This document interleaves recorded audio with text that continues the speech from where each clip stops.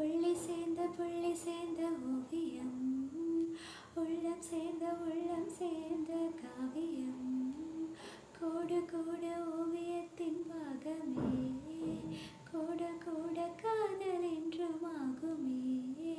ஒரு வானம் வரைய நீல வண்ணம் நம் காதல்